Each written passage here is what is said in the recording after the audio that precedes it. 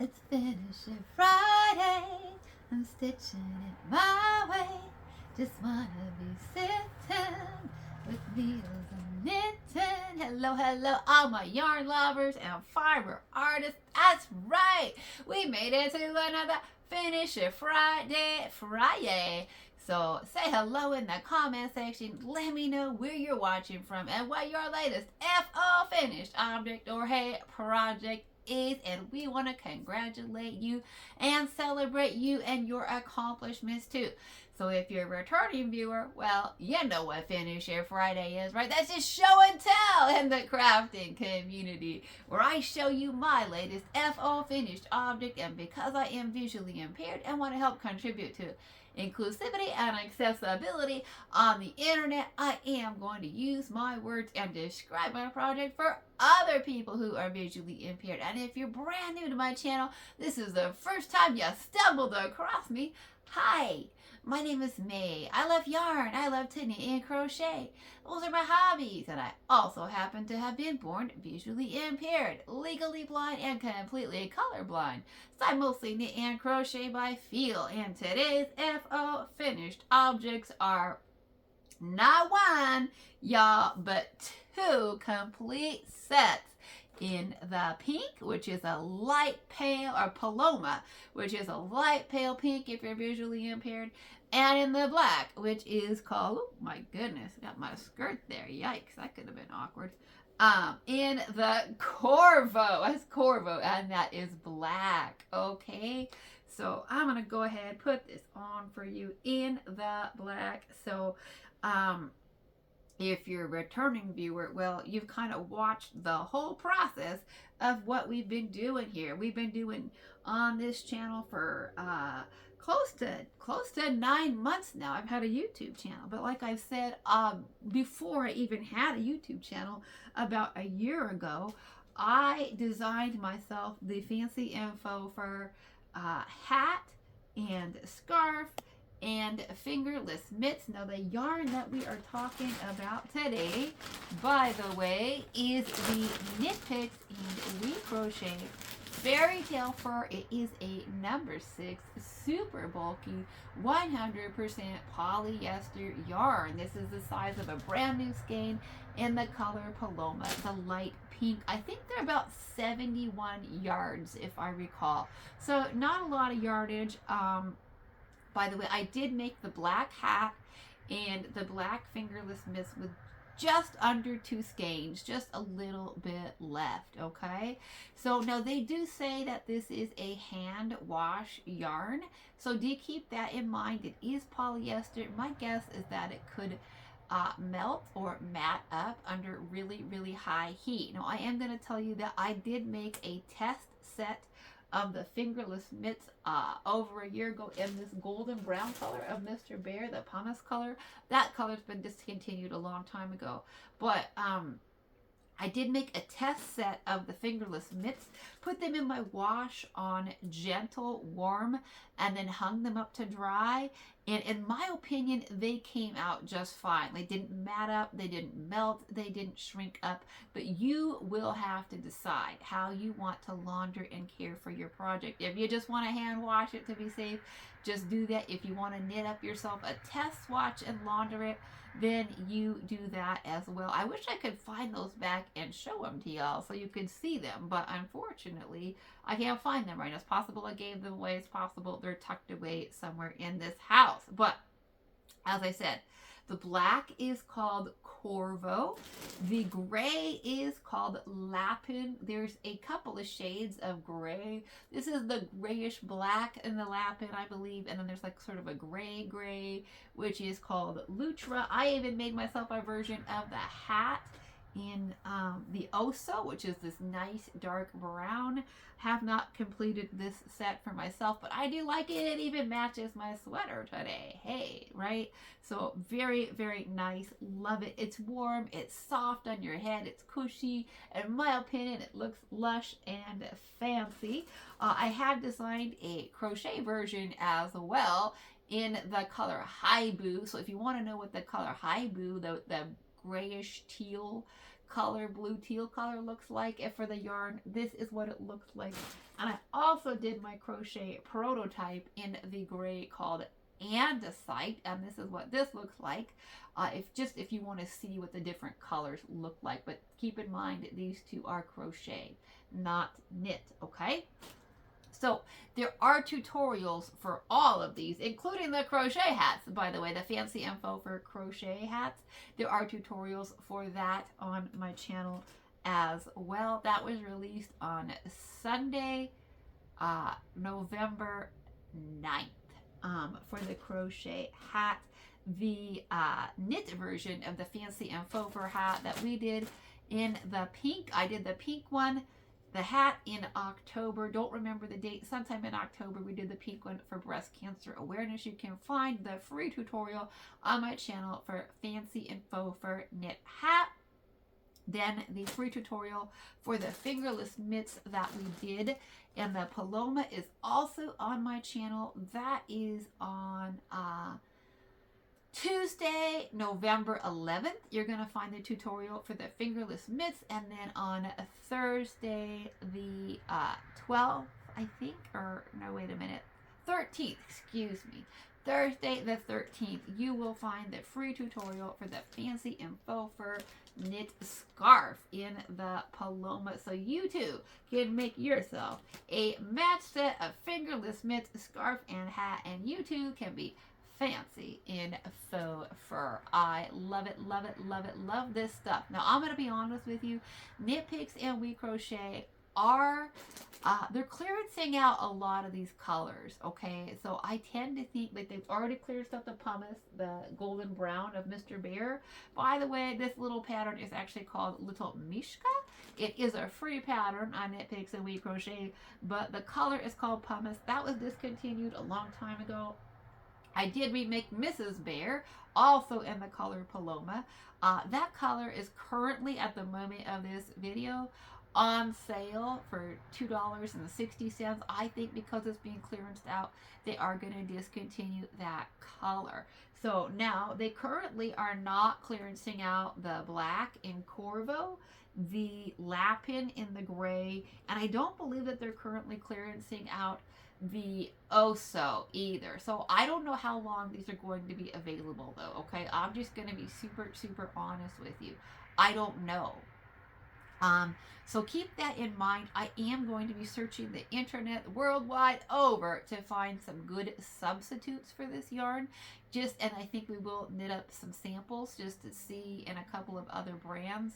Right now, I'm thinking possibly the Lion Brand Gopher Faux, for possibly the Serdar Alpine, maybe the Knitting Fever for real. We don't know yet, but we're certainly going to try some of those out and see what we think, okay?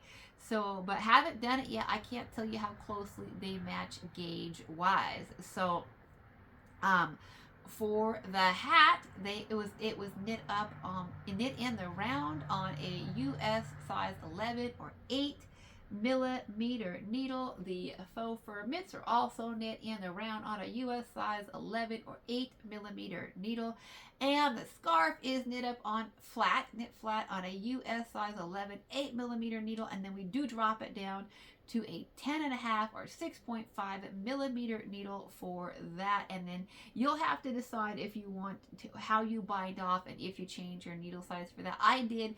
It wasn't necessary as long as I do a stretchy bind off. So I did get my my flare on my pink one just a little bit wider on my bind off, so it wasn't necessary for me to jump that up to the 13 as long as I use that loose stretchy bind off technique, which I do have a tutorial for on my channel. It's called Loose Stretchy Bind Off, and that's just the knit two together through the back loop. You do knit the first stitch, you knit the second stitch, and then instead of passing that stitch, that first stitch over, you knit those two together through the back loop, or slip knit. Okay, so but you'll have to decide on that.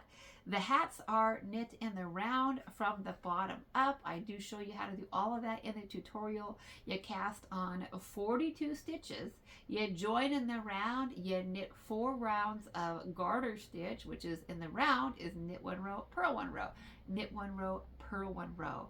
And then we knit in stockinette stitch in the round, which is just knit every single stitch. We talked about for the gray one and the lapin, I did 20 rounds of stockinette. I wanted you to see how flexible the hat pattern is, meaning you could make it lengthwise at least shorter or longer. Okay, so for my pink one and my black one, I only did 18 rounds of stockinette stitch, and this is what I got versus the gray one. Okay, you can definitely tell the gray one's a little bit bigger, kind of hangs down in my eyes a little bit more. I can't decide which length I like better, 20 rounds of stockinette or 18 in the black, but I definitely think that you can do this hat with 18 rounds of stockinette stitch. You could do it with 20 rounds of stockinette stitch. You could do it with 22, probably 24, just fine. Just know that it is going to take more yarn, okay? So because I said I got my hat and my fingerless mitts out of 2 skeins with just a little bit left over. So if we want to make the black hat, maybe 2 more rounds of stockinette stitch, you'd probably want to take off about 2 rounds each on the fingerless mitts, okay, so that you had enough yarn to do that in 2 skeins or just by a third. And then after the 18 or 20 stockinette portion, then we start our decrease rounds. We do that by doing a knit 5, knit 2 together, right? And then we repeat that, so that's 7 stitches total, so it's 42. That's 6 times, right? So you do that 6 times, and you do your decrease, and then you do another decrease round of knit 4, knit 2 together, and then knit 3, knit 2 together, right? And we just continue that around, and then we pull our yarn through the top, and we have a lovely knit fancy and faux fur hat. You can watch all the tutorials for these. Same thing with the gloves. My apologies, I did get the tutorial for the fingerless mitts a little bit too long. I'm still really new to filming tutorials. So, but for these, you cast on 20 stitches, you join in the round. Again, we do 4 rounds of garter stitch for some edging just to make it lay flat. So knit 1 round, purl 1 round, knit 1 round, purl 1 round. And then for these, I did do 20 rounds of stockinette. And then on the pink ones, again, just to show you how flexible this pattern is, right? You can determine how long or short you want yours. So on the pink ones, we only did 16 rounds of stockinette stitch. So before we started our thumb gusset, and so you can see that the pink ones are just about 4 rounds, right? The length of the garter stitch trim shorter than the black ones. So you can make yours 16 rounds of stockinette. You can make yours 14, 12, 10. You can make little minis if you want, right? If you just want little bitty ones, then just do that. It's a very flexible pattern in that regard. Also, what I talked about is that yes, I did 20 stitches around. This is how they fit me. I still got room in there, but if for some reason you wanted more or needed more, you could do 16, 18, 22, 24, whatever you want around. Just make sure that we're going to do some increases for our thumb gusset. So after your thumb gusset, after you bind off your thumb gusset, you want the same number of stitches around after the thumb gusset that you had at your cast on. Okay, so if you do 24 stitches around, then make sure after you do your thumb gusset that you still have 24 stitches around. I don't think even if you make your fingerless mitt 24 stitches around and bigger, in my opinion, you're not going to need to do more stitches for your thumb gusset than what I did, because look at how big my thumb gusset is. It's huge. There's plenty of room in there. So for my thumb gusset, I knit 9, and then I put in a stitch marker. If you want to use a stitch marker, use a stitch marker. And then for the last stitch, we do a knit 1 through the front and the back. We flip it over, we do a knit 1 through the front and the back, place a stitch marker. That becomes our pointed increase. Then we knit across to the 9. And then because it's a super bulky yarn and we want that nice angle and a short distance on the thumb, we don't want to do a spacer round in between like you might do on some sock gussets, right? So we go right into the next increase round where you work to that last stitch before. Okay, so you work to your stitch marker, you slip your stitch marker, and then the very first stitch after the stitch marker is your increase point. You knit that one through the front and the back, you flip it over, you knit the first stitch till you get to the stitch right before your stitch marker and you knit that one through the front and the back loop, and then you knit across your 9, and then you repeat that. So just make sure your increased stitch is the stitch on the first side. You go to your stitch marker, right? You slip your stitch marker, and then the stitch right after the stitch marker is your increase point. And then when you flip it over, you knit across until you get to 1 stitch before your stitch marker, and that is your increase point. Your knit went through the front and the back. So we did that 5 times. Now remember, we borrowed a stitch from the body of our glove. So we went from 10 to 9, placing that stitch marker.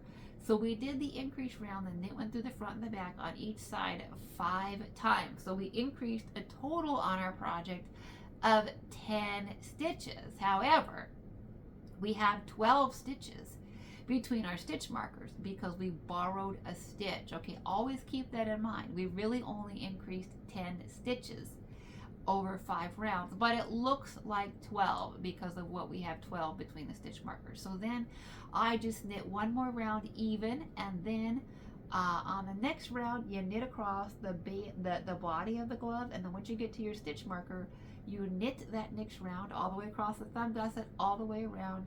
And then the next round after that, you knit across the body, and then when you get to your marker, you slip your marker.